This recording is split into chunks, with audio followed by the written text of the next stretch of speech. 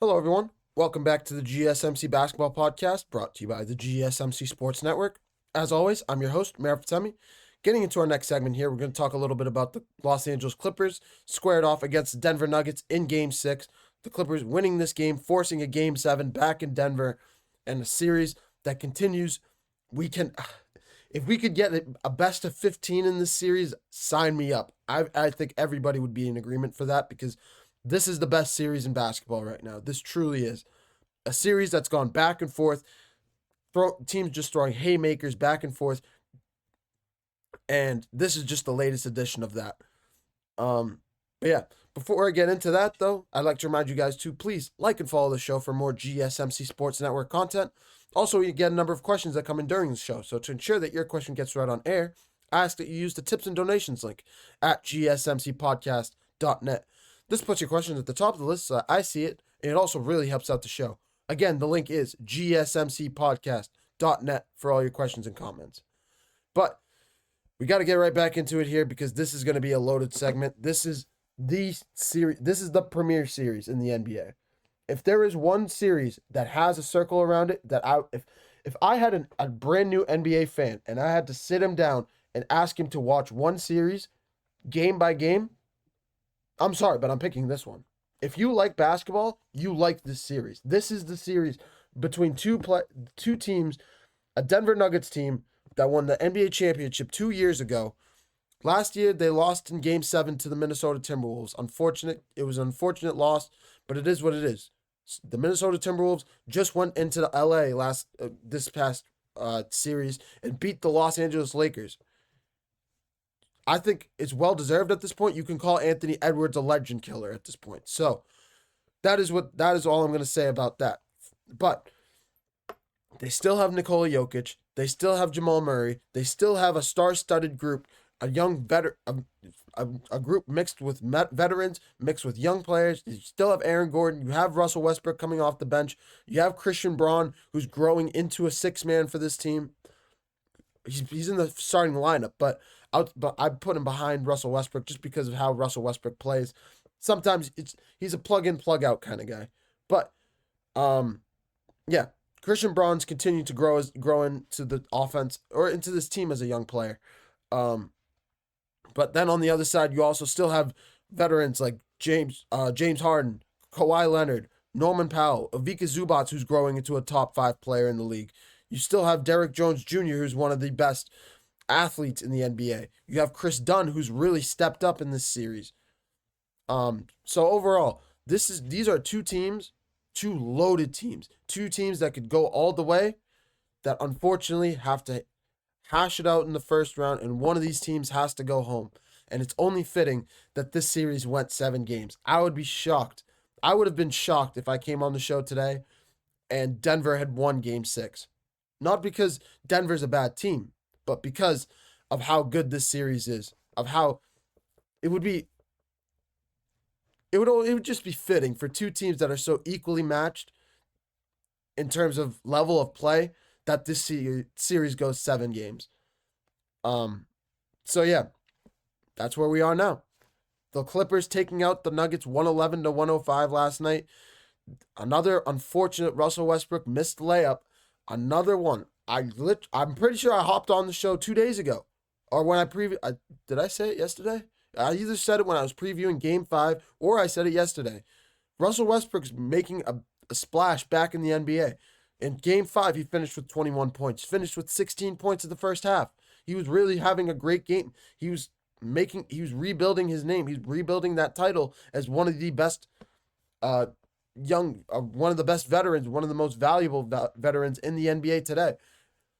And then you come back, and I did mention it. I said Russell Westbrook did miss that layup against the Minnesota Timberwolves, and it cost him that game.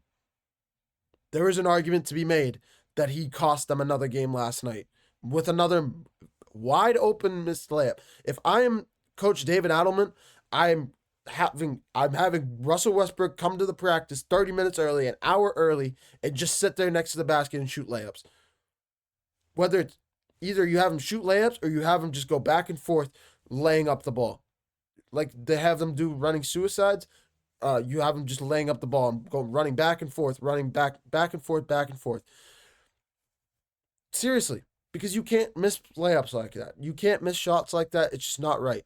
It's I know it's a shot that Russell Westbrook has made time and time again. He's built a career on it, driving to the basket, being athletic, being powerful. He's a one of one type player. There's nobody that really he's the only player that you can maybe compare to him is a Derrick Rose, and Derrick Rose didn't have well, no, Derrick Rose didn't have the strength and the physical frame that Russell Westbrook has. So he's very unique in that sense. There's only one Russell Westbrook, and he needs to get back into practicing those layups. That's all I'm saying. But yeah, a missed layup costing the team, just leading to a dagger on the other side from Kawhi Leonard. His signature step back fadeaway shot, mid range fadeaway that he has patented. We've seen it time and time again. We saw him hit the dagger in game 2 with the exact same shot, and he does it again in game 6. This is still Kawhi Leonard is still one of the best players in the league, and I would argue with anyone and say, when healthy, Kawhi Leonard can honestly. Would he bring you to? Do I want to say he would bring you to the championship? I don't know if I'm ready to say that again, but Kawhi Leonard is still one of the best players. He can be the best player on a team. He just still needs a running mate. He needs a team around him. He's not like, especially in today's game, you can't win with just one player. We saw back in the day you could do it with LeBron, with his Cleveland Cavaliers. We saw Kawhi Leonard do it kind of with the Toronto Raptors, even though we know what happened to the Golden State Warriors in that series. But at the end of the day, the Raptors did win in 2019, regardless of the injuries on the Golden State side. Yeah,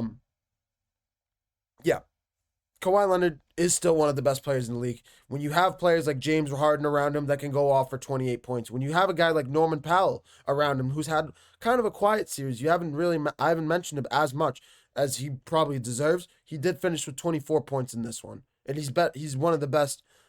He's probably one of the best third options left in the NBA playoffs right now, outside of maybe Boston, and who else do I want to pick ahead of Norman Powell? Outside of maybe Boston, I think that's it. Maybe you can make an argument for a Brandon Podziemski, but I think Podziemski's a little young, so I don't know if I'll do that. I think outside of Boston, Norman Powell is probably the best third man in the league.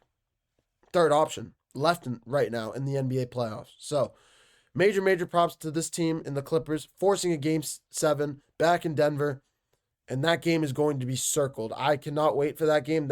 It's going to be on Saturday night at 6 p.m., and it is going to be a game to remember. At 7:30, I apologize, not 6.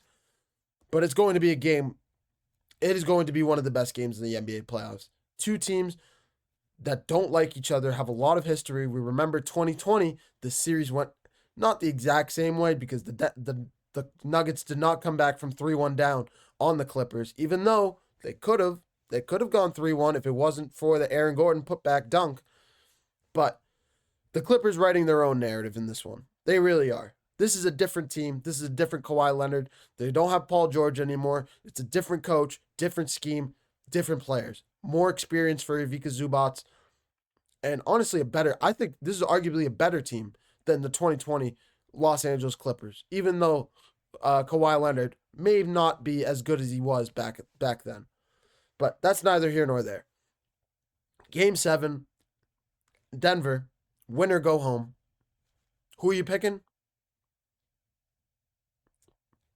My brain says Denver just because in Game 7, I've said this before, even though we haven't had a Game 7 yet. I tried to preview it a little bit, but I've said it before on the show. Game 7s are about stars. You need your stars to come out. It depends. It's star versus star.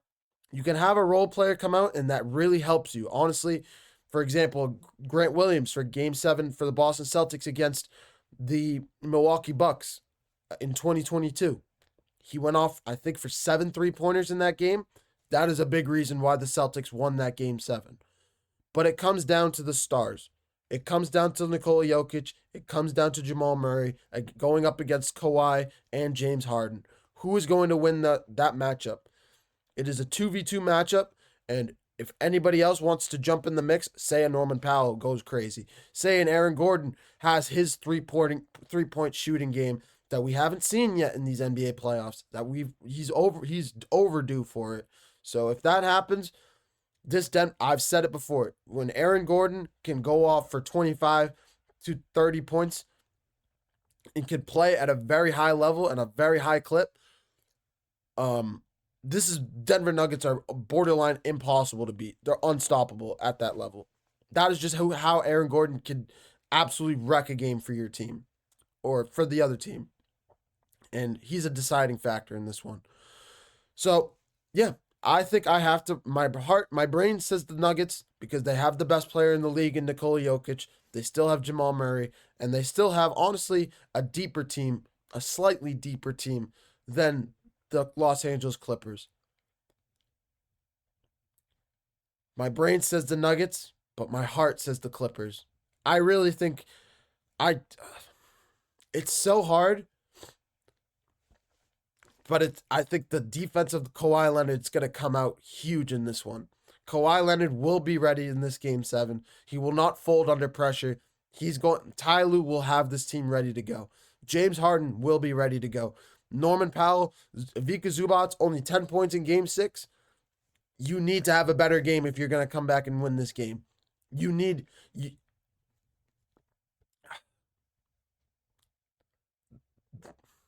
Nuggets stole one in Games 4 with the putback dunk. The Clippers lost Game 1 in heartbreaking fashion from the Russell Westbrook tip away from. Well, part of it is Russell Westbrook's defense. Another part of it is Kawhi Leonard and James Harden combining for 20. I think it was 20. I think it might be closer to 14 turnovers. Regardless, whatever it might be, I think Kawhi Leonard had 7 turnovers in that game, Game 1. Regardless of what it might be, Clippers losing Game 1 in heartbreaking fashion. Lose Game 4 in heartbreaking fashion. Come out in Game 6. Come out in Game 3 and just wreck the games. Win Game 2 and well, I wouldn't say if they wrecked Game 6, but Game 3 they wrecked the game. Game 2 and Game 6 winning squeaker games. Each game is a thriller. Plain and simple. Outside of Game 3, every game has been a thriller. And I think we're due for another one. Game 7 will come down to the last possession, I believe. And it'll come down to who wants it more, who makes the shot. Is it going to be who's going to have the ball in their hands at the end of the game? I think that plain and simply will decide how this one plays out. But that's all I got for that. If you have time on Saturday night at 7:30, tune into this game because this is going to be one of the best games of the NBA playoffs, regardless of what happens moving forward, regardless of the second round, regardless of the NBA finals, regardless of the conference finals. Doesn't matter. This is going to be it's going to be remembered as one of the top 4 games of this year's NBA playoffs. And this is the best NBA series. This is the best playoff series since 2019 when Kawhi was with the Toronto Raptors going up against the Philadelphia 76ers. I think we're due for a finale just like that. Will it be Kawhi with another buzzer beater? I don't know about that. But that is how I think this one's going to play out. But I'm going to take another short break. When we come back, we're going to take a look at the Los Angeles Lakers. Shams Charania for ESPN reporting yesterday that LeBron James is expected to return for one more season for the Los Angeles Lakers.